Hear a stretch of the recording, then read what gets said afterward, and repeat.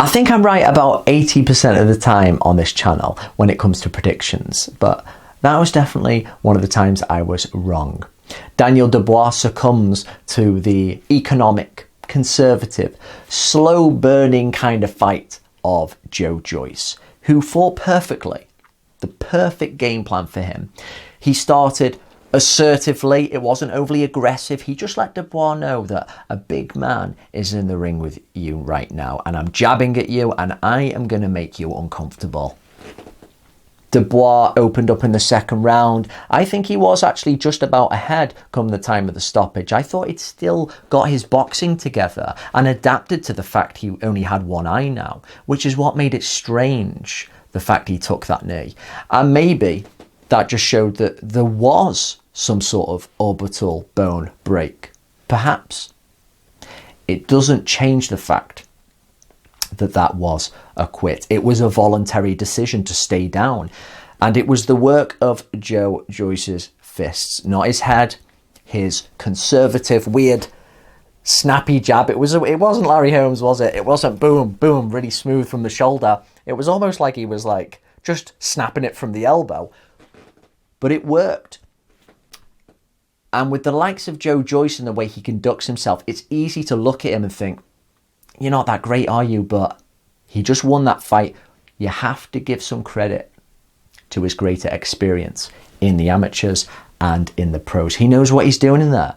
He has an expression in the ring as if he's having an interview. He's so calm. Wasn't burning up unnecessary energy like Dubois was. He conducted himself well. And he administered a slow beating, pretty much solely with the left hand. Yes, a few rights landed, but it was mainly the jab.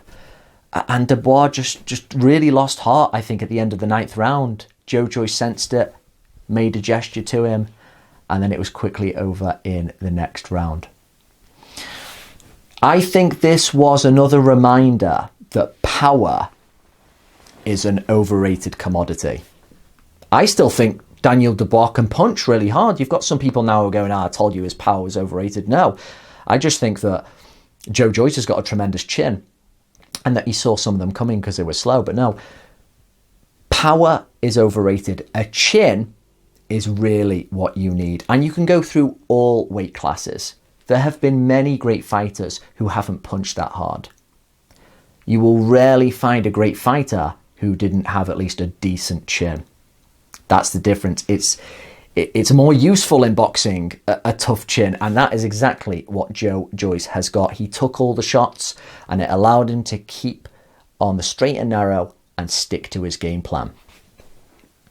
This is a tough hurdle now for Dubois going forward, because many people are just going to be saying, you quit, you quit, you quit. He's young, but this is a test of character. Can you internalize everything that's being said about you now and still think, right, okay, I know what I need to do. I can grow from this, because there's no other way forward for him.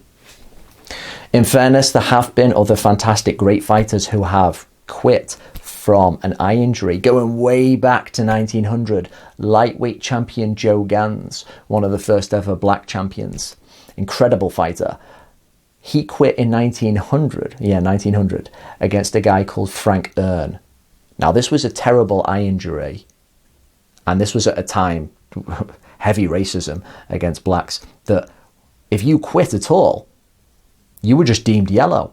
But he arguably quit, even though it was a bad injury. And yet, he went on from there and became an absolute legend. So, I don't expect Dubois to become a legend, but that just shows you that when you've got loads of people and the general opinion is defamation against your character and your bottle, you can come back. So with Dubois, it's, watch this space. Maybe the kid will still do something. For Joyce, executed the perfect game plan for himself. Proved me wrong. Proved many people wrong. Good luck. And congratulations to all those people who made some money on Joyce for betting for him. Right now,